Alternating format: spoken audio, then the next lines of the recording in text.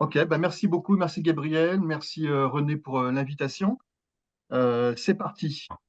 Alors, en préambule, je voudrais dire que mon approche du récit s'appuie notamment sur Paul Ricoeur, hein, selon qui donc le récit est le principal mode d'intelligibilité de notre propre existence.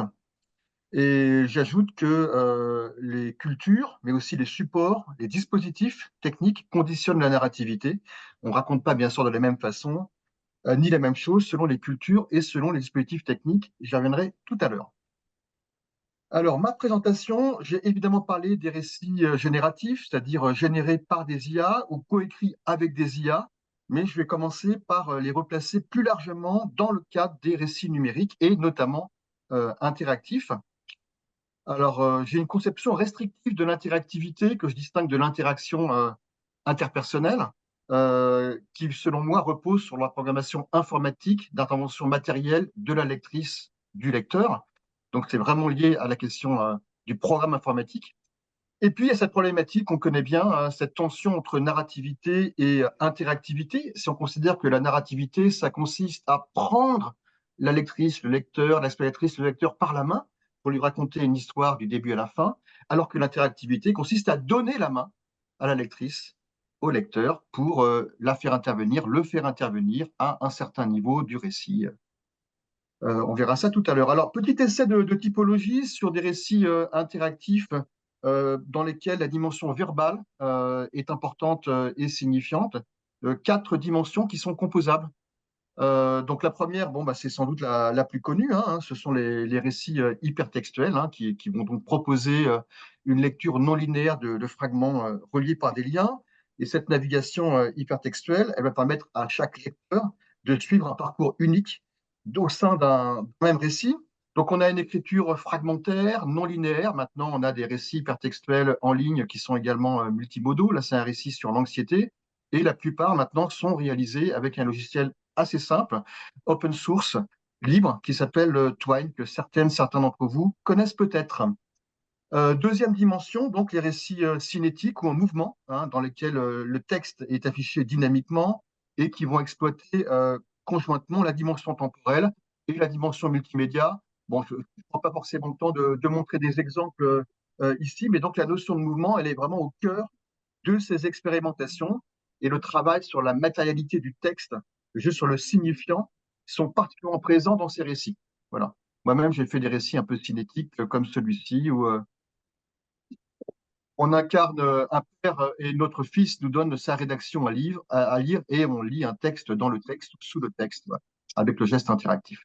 Troisième dimension, les récits collectifs, hein, qui sont des dispositifs qui vont permettre aux internautes de participer à l'écriture du récit. Donc, il peut s'agir d'écriture à plusieurs mains. Là, c'est un exemple de la fin des années 90, mais aussi de dispositifs de lecture-écriture qui vont permettre à la lectrice, au lecteur, en fait, d'introduire des données, de participer à un récit qui émerge. Là, c'est un projet sur lequel je travaille avec des collègues sur le lien entre la dégradation de la biodiversité et la dégradation de la diversité linguistique et culturelle. Et puis, on a aussi beaucoup de ce type de récits collectifs, alors contributifs, participatifs, collaboratifs, sur les réseaux sociaux. Là, je donne un exemple sur Facebook. Et on peut penser dans ces écritures collectives, bien sûr, aux grandes plateformes comme Wattpad, hein, qui est une plateforme participative de partage de textes en édition. Je crois qu'il revendique 90 millions d'utilisatrices, d'utilisateurs. Il y a beaucoup, beaucoup de fanfiction, évidemment. Et cette plateforme se présente aussi comme un réseau social. Et on arrive à nos récits génératifs.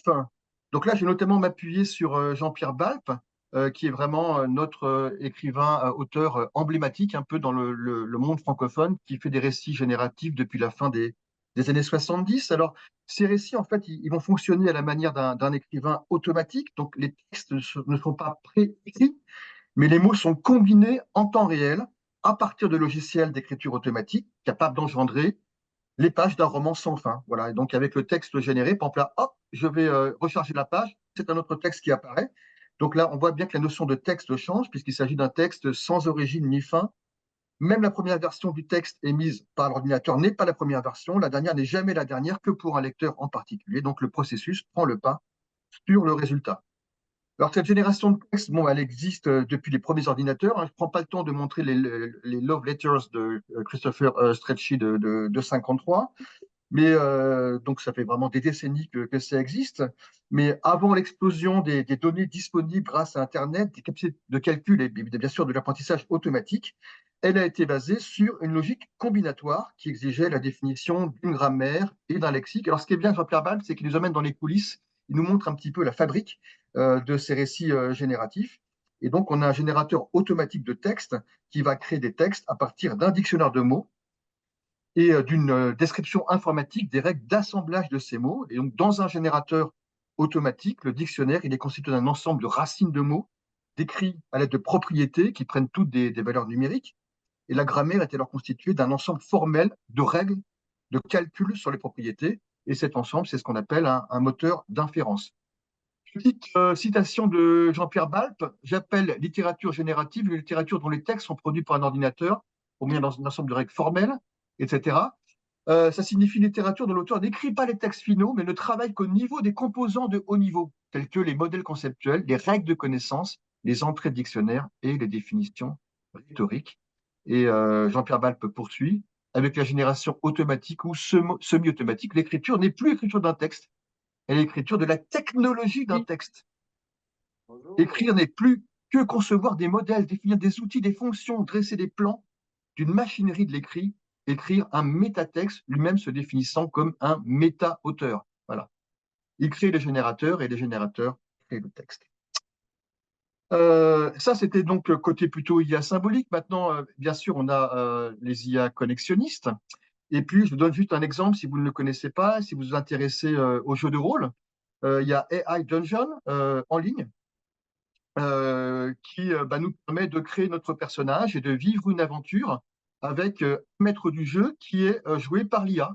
Et donc, on est entre guillemets en langage naturel et voilà, on dit tout ce qu'on a envie de faire et notre IA nous guide dans ce jeu de rôle. Donc voilà ma petite typologie, voilà ces 4 dimensions qui encore une fois sont composables. Alors si maintenant j'essaie de situer tout ça par rapport à d'autres domaines, donc j'ai une typologie aussi de l'interactivité simple. Donc, ça consiste ce soit à accéder à un autre contenu. Par exemple, je clique sur un lien hypertexte, à manipuler un contenu existant. J'ai une sculpture sous les yeux, je vais la faire tourner pour la voir sous toutes ses facettes, ou bien produire un nouveau contenu. Et je peux situer mes différentes formes de récits interactifs par rapport à ces formes d'interactivité et plus largement par rapport à certains domaines notamment en ligne sur le web. Et le récit génératif, ce qui est intéressant, c'est que en fait là, on peut avoir vraiment les 3 composantes, à la fois de l'accéder, du manipuler et du produire pour l'autrice ou l'auteur, comme pour la lectrice ou le lecteur.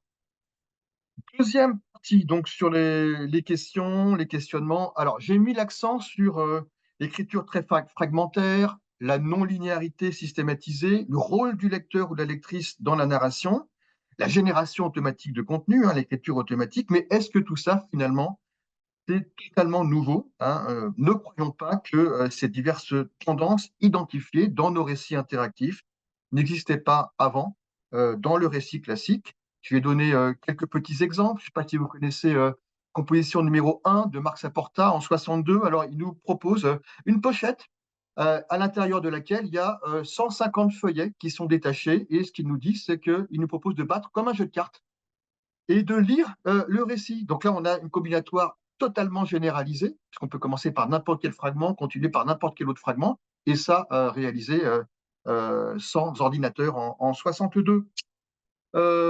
Concernant la génération automatique, Philippe Beauce notamment, j'ai mis un lien là sur la diapo, nous montre tous les précédents, notamment en littérature, de la combinatoire littéraire qui a fasciné les écrivaines, les écrivains depuis très longtemps. Il donne notamment l'exemple au XVe siècle de Jean Méchineau. À partir d'un poème de Biver, on peut obtenir plus de 43 000 litanies différentes. Ensuite, concernant le rôle du lecteur, connaissez-vous Si par un univers, un voyageur d'Italo Calvino 79? Sans doute que oui. Et donc là, Italo Calvino, ce qui est vraiment intéressant, c'est que il a tenté de faire du lecteur un personnage du livre se livrant ainsi au jeu de la confusion personnage, narrateur, lecteur. Alors, je vais y aller pour vous lire le début. Tu vas commencer le nouveau roman d'Italo Calvino, Si par l'univers un voyageur, détends-toi, concentre-toi, etc., etc. Non, ce n'est pas la préface, c'est le début du roman.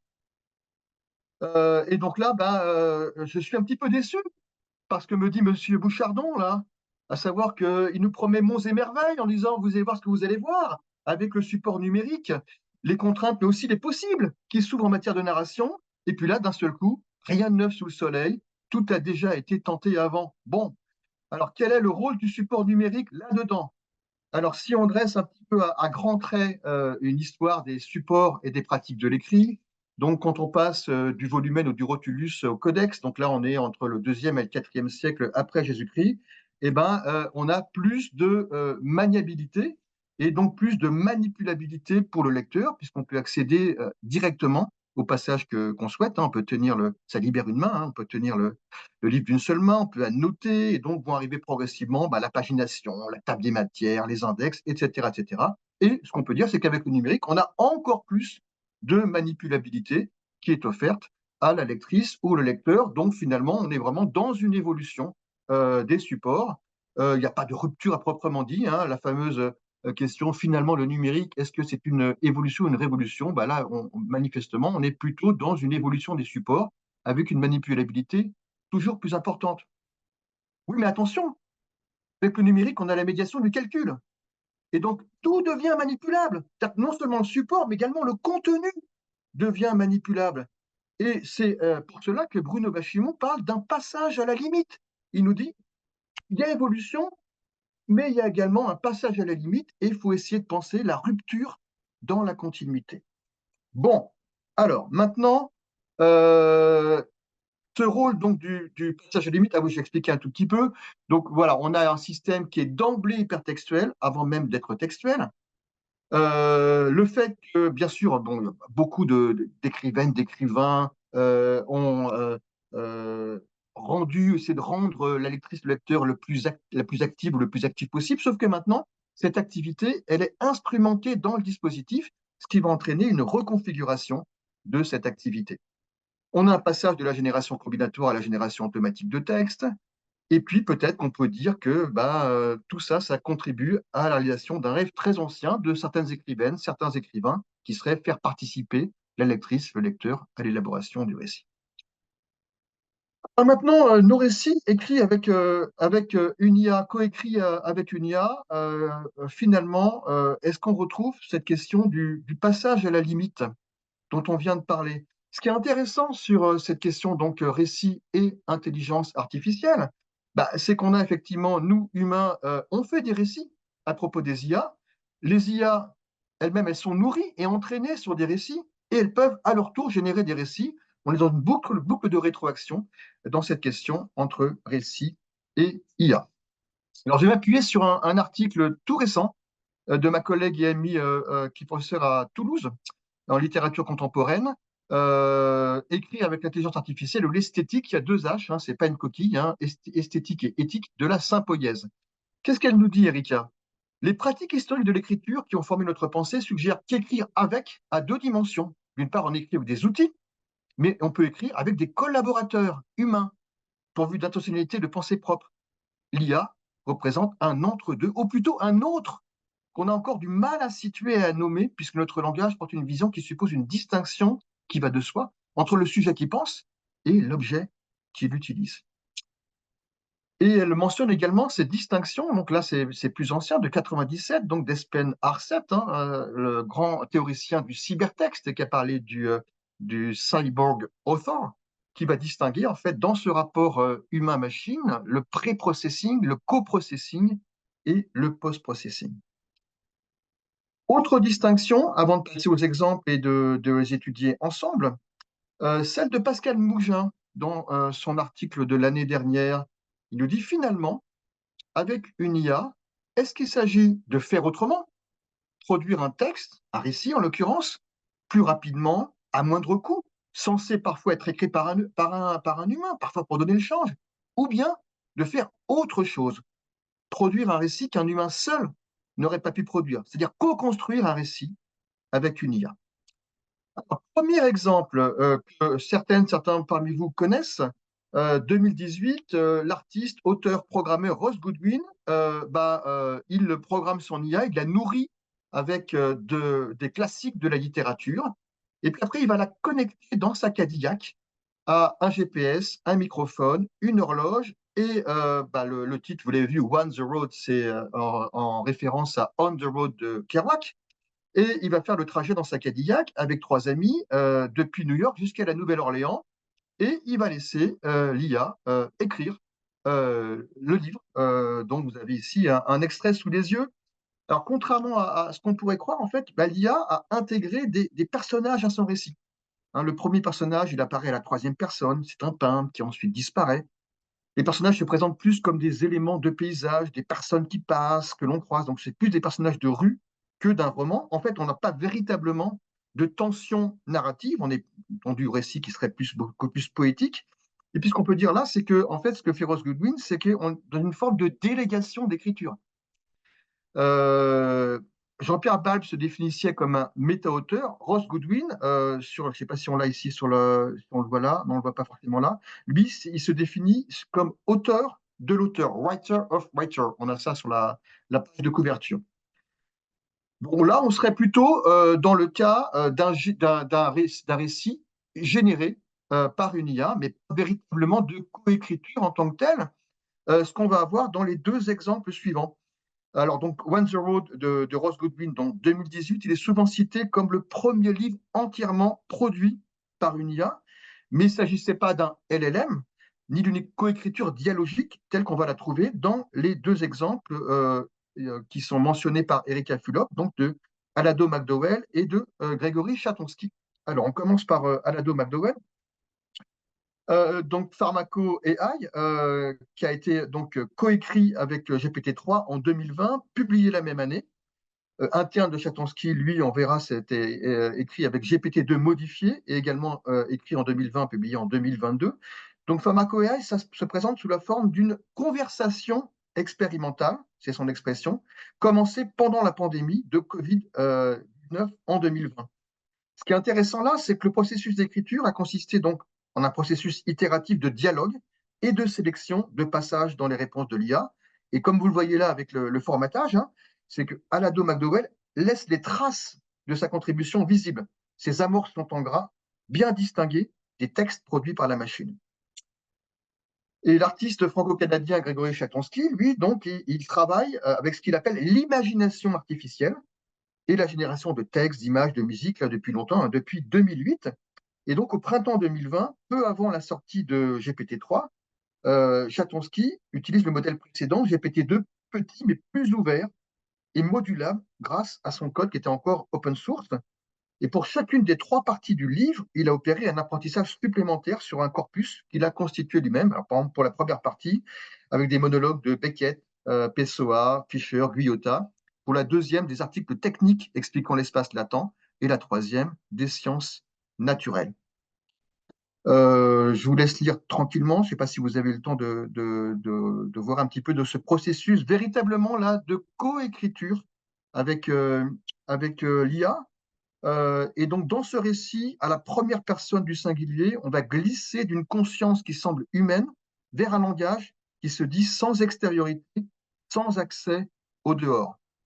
Cette expérience, nous dit Chatonsky, fut celle d'une codépendance différente de ce que les médias racontent de l'IA. Non pas deux autonomies qui s'affrontent, mais deux hétéronomies sensibles l'une à l'autre et dont la distance produit un décalage qui est l'écriture. Cette dernière fut la mise en contact perturbante entre deux agentivités. J'étais l'autre de la machine et la machine était mon autre.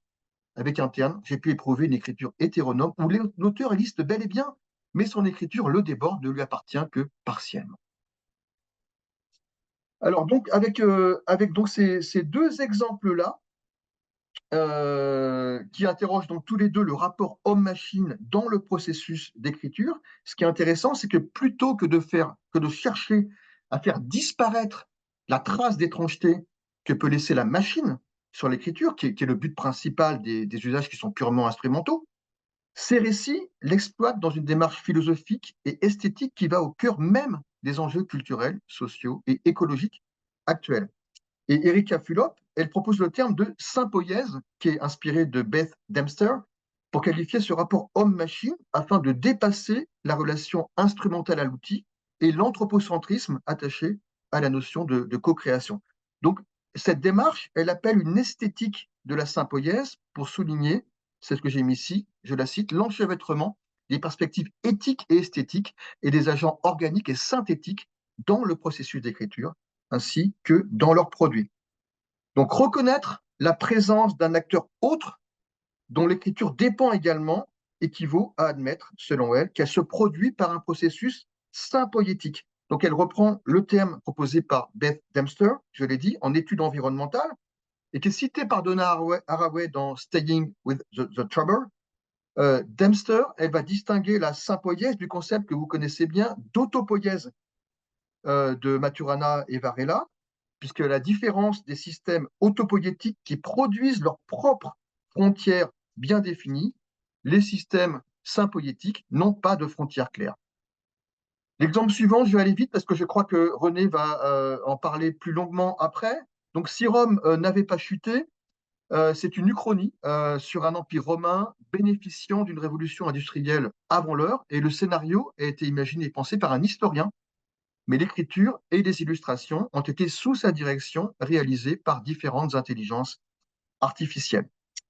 Alors, ce récit, donc, il est ponctué de témoignages fictifs, de documents, d'objets archéologiques inventés, et donc les images, comme celles que vous avez là sous les yeux, ont été produites à partir des logiciels DALL-E, Midjourney, Stable Diffusion, qui est le logiciel libre de génération d'images. Et donc, l'auteur Patrick Dehan a demandé à l'IA de produire deux types d'images que vous avez là, hein, donc à droite, de fausses photographies d'objets archéologiques imaginaires, et puis des mises en scène de la vie quotidienne, c'est ce que vous avez plutôt à gauche. Alors, les données fournies à la base pour le processus d'entraînement ont été évidemment déterminantes, hein, dans sa préface, Patrick Dehan dit par exemple qu'il a nourri avec des lettres d'Épicure de Sénèque son IA, ce qui permet de générer par la suite de faux documents littéraires et philosophiques à la manière des documents authentiques. Et tout au long de l'ouvrage, c'est ça aussi que je trouvais très intéressant, c'est qu'on a cette alternance en fait entre le texte généré par l'IA et les images, et puis les commentaires de l'historien qui va faire l'analyse critique documentée en montrant les procédés à l'œuvre, leurs possibilités, leurs limites. Donc là, on voit vraiment tout l'intérêt de l'espace de possibles fictionnels qui est généré à partir de sources historiques authentiques par le croisement de deux contextes technologiques et sociaux distincts. Et là, ce que nous dit Patrick Dehan, ou Dehan, je ne sais pas comment il faut prononcer, c'est que l'IA, contrairement à ce qu'on pourrait imaginer, en fait, elle est créative et elle propose des idées inédites. Alors, il cite notamment dans sa préface un mythe qui a été créé par l'IA, ou encore, en termes de terminologie, voilà, la Lucerna Circumvolans, la lanterne tournant autour, pour désigner un satellite dans la langue de Lucrèce. Pour finir cette deuxième partie, avant d'arriver aux perspectives, je voudrais quand même vous lire cette citation que je trouve très éclairante de Pascal Mougin. On pourrait faire l'hypothèse d'un continuum dynamique entre littérature humaine et littérature machinique. Et ça visait que l'enjeu n'est pas de savoir ce qui distinguerait une littérature spécifiquement humaine d'une littérature déléguée à une machine de Turing, question vaine, mais de comprendre ce que devient la littérature dès lors que l'écrivain, sauf à faire sécession du monde, est comme tout un chacun en relation quotidienne avec les IA qui opèrent dans l'environnement numérique. De même que l'appareil photo et la caméra ont changé les manières de voir et donc d'écrire, de même l'IA informe aujourd'hui la subjectivité humaine au point que l'écrivain, qu'il sollicite ou non l'IA, est d'ores et déjà un tant soit peu augmenté par les potentialités de celle-ci. Et petite citation de l'écrivain Aurélien Bélanger que je trouve savoureuse. Quand j'écris, c'est comme si je domestiquais ma propre intelligence artificielle. Et peu importe qu'elle soit dans mon cerveau ou dans un serveur. L'essentiel, après tout, c'est que nous nous entendions bien. Dernière partie, Gabriel, il me reste combien de temps?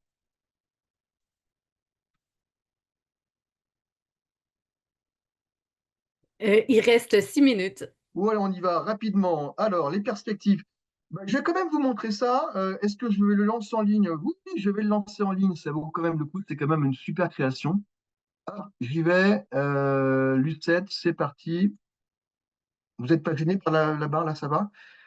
Alors, donc, Lucette, ça prend comme un triptyque. C'est une création très, très simple hein, de Françoise Chambefort. Enfin, très simple, mais très intéressante. Hein. C'est souvent les créations les plus simples, les plus sobres et les plus minimalistes qui sont également les plus délicieuses. Donc là, notre Lucette, c'est une femme âgée qui vit dans une grande solitude. Elle habite en face de la gare de Clichy-le-Valois, sur la ligne L du Transilien, en région parisienne. À gauche, vous avez les données, le flux de données en temps réel puisqu'il est 16h33 ici, 16h30 pardon, ici en France. Donc le prochain train qui va arriver est à 16h33. Et bah, selon les trains peuvent être en retard. Alors quand il y a une grève, c'est absolument dramatique pour Lucette qui devient totalement dépressive. Mais donc là, on a ce flux de données en temps réel qui va influer sur les pensées de Lucette qui vont être plus ou moins positives selon le temps d'attente jusqu'au prochain train.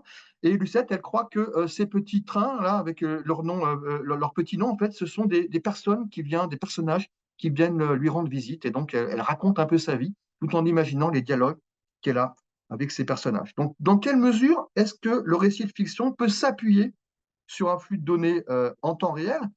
En fait, la plus grande limite qui est imposée au récit par ce type de dispositif, c'est que l'enchaînement causal se trouve remplacé par la séquentialité d'événements réels. Je reviens à ma présentation. Voilà. Et donc, voilà, ce qui m'intéresse, je passe là, ce qui m'intéresse ici dans cet exemple-là, c'est que du coup, ça fait entrer la contingence de la vie dans le récit. Et ce type de récit, c'est une pure expérience du temps, qui est le temps d'un autre. Donc, ces récits basés sur des flux de données en temps réel, ceux qui sont très intéressants avec la logique de base de données, à lier effectivement avec la question de l'IA. Je crois qu'il y a vraiment des perspectives qui s'ouvrent là, en termes de narration. Et si je reprends ici ce que nous disait Manovich sur la logique de base de données par rapport à celle du récit, et donc la prééminence de l'axe paradigmatique, on aurait peut-être là un renversement avec nos IA, dans la mesure où là, il y a peut-être le retour de l'axe syntagmatique et d'une forme de narration, mais qui ne serait pas là basée sur la causalité, des liens causaux, mais plus sur des corrélations statistiques.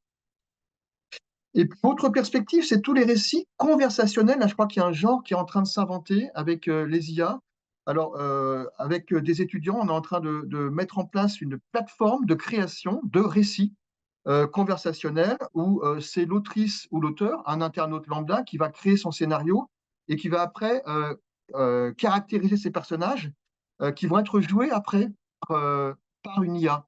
D'ailleurs, on peut choisir avec l'interface l'IA que l'on souhaite, qui est également une IA locale. Et donc après, on joue l'histoire en question, le récit en question, sauf que là, eh bien, c'est l'IA qui va jouer tel ou tel personnage et faire avancer ainsi le récit. Donc, on a à chaque fois une expérience différente et donc une rejouabilité quand on lit ou quand on agit ce récit-là. Et donc, mon dernier exemple, que je veux absolument traiter, qui est absolument magnifique, excusez-moi, c'est celui de Mylène Tournier, 27 fois la muraille de Chine. Je me suis posé la réponse et je vais m'appuyer sur un article à paraître de Marine Riguet, imaginé avec ChatGPT. Parce que donc, du coup, l'écriture dialogale avec une intelligence artificielle peut aussi faire l'objet d'un jeu et même d'une performance littéraire. Donc, en janvier 2024, en janvier dernier, Mylène Tournier, qui est très active sur les réseaux, elle fait notamment pas mal de vidéos poèmes, elle a une chaîne Facebook, elle a publié sur le réseau social, je veux dire une chaîne YouTube, pardon, elle a publié sur Facebook plus d'une vingtaine de posts qui reproduisent l'expérience d'écriture qu'elle mène avec ChatGPT, la version GPT 3.5. Et donc, elle va se livrer en temps réel une exploration qui prend la forme du jeu littéraire. Et le livre qui est apparu la semaine dernière est tiré de cette performance littéraire.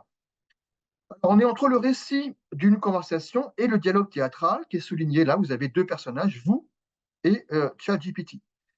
Donc, le texte débute par cette requête. Bonjour, peux-tu me parler de la muraille de Chine en 2 lignes, s'il te plaît? Et suivent 27 donc, conversations, ou plutôt simulations de conversations, qui vont alterner texte écrit et texte généré dans une forme dialoguée.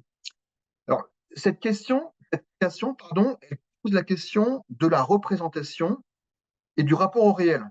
que les modèles de langage nous éloignent encore d'un degré du réel, générant des textes et des images à partir de bases de données. Il ne consiste pas à imiter le monde, à atteindre la plus juste ressemblance des choses, ou encore à produire une correspondance entre signifié et signifiant, mais à prédire les éléments les plus probables, c'est-à-dire à imiter nos représentations à partir des données fournies. Je vais mettre ça en haut. Il reste 50 secondes. Ok, je vais prendre 2 minutes, excuse-moi. Euh, du coup, tu m'as troublé. Alors, juste voilà, trois petites captures d'écran. Ici, donc là, le dispositif de chat, on le voit, permet au texte d'opérer comme une scène de théâtre, comme sur une scène de théâtre. Et l'entreprise littéraire n'est pas de raconter la muraille de Chine, mais de la donner à percevoir comme si on s'y trouvait par la force de la fiction. Et ce jeu avec l'expérience sensible, vous le voyez là, hein, est d'autant plus savoureux, évidemment, que le ChatGPT n'a ni histoire personnelle, ni corps. Mylène Tournier convoque l'épaisseur du réel par le biais de l'imagination. Plus elle fait ça, plus elle s'émancipe des usages attendus et approche des limites de ChatGPT. Et cette substitution de l'effet de réel par l'effet de fiction culmine ici, dans cet extrait-là, au moment où Mylène Tournier informe la machine en lui fournissant des données fictives, en lui expliquant ce qui est devenu la Grande Muraille de Chine. Là, les rôles s'inversent, puisque l'agent conversationnel, qui est limité par sa base de données, devient celui qui interroge, et l'autrice, celle qui répond et qui invente. Et donc, le dialogue révèle la clôture d'un système de signes qui ne permet pas de dire le réel. Et dernier exemple, et j'en ai fini, après j'ai juste ma diapo de conclusion. Euh, Dans l'extrait 6 juin, c'est la toute fin, c'est absolument savoureux. L'outil rend apparente la circularité d'un système linguistique déraciné, incapable de relier le mot à la chose. Je cite Marine Riguet, le signifié à l'objet, et il nous invite à réfléchir en retour sur ce que nous attendons du langage. Puisque donc Mylène Tournier veut dire adieu à ChatGPT et veut que ChatGPT la laisse avec le silence, qui est impossible pour ChatGPT, puisqu'évidemment, il est toujours sommé de répondre. Et donc, au dernier adieu, il écrit silence avec 3 points de suspension. Voilà, donc en s'amusant à superposer, je cite Marine Riguet, le jeu d'imitation de la machine à celui des comédiens, Mylène Tournier fait de l'interface de ChatGPT le lieu d'une performance littéraire. Donc là, il y a aussi une perspective qui me semble intéressante. Donc j'ai commencé par situer les récits génératifs au sein des récits interactifs, et l'interactivité, ici, elle va concerner l'auteur, en l'occurrence l'autrice, et l'intelligence artificielle. Ouverture, dernière diapo. Donc 2 questions qui me travaillent. Dans quelle mesure une suite de caractères générés par un algorithme pourrait-elle être considérée comme un récit? Et est-ce qu'on peut parler de crise du récit dans la mesure où la production et l'adresse du sens ne sont pas ou ne sont plus le signe d'une altérité humaine? Ou bien faut-il considérer les récits coécrits avec une IA comme une opportunité dans la mesure où ils peuvent constituer un mode d'intelligibilité de notre propre existence? Là, je boucle un petit peu sur la première diapo avec Ricoeur. Donc l'enjeu, c'est de saisir l'opportunité présentée par la technologie pour sortir peut-être de la logique où l'humain se pose en maître, ce qui est également celle qui nous fait détruire la planète, et d'assumer notre place dans le trouble, pour reprendre le terme de Donna Haraway, par le biais, entre autres, de pratiques curieuses. L'expression est également de Donna Haraway. Merci pour votre attention. Désolé d'avoir débordé un petit peu, Gabriel.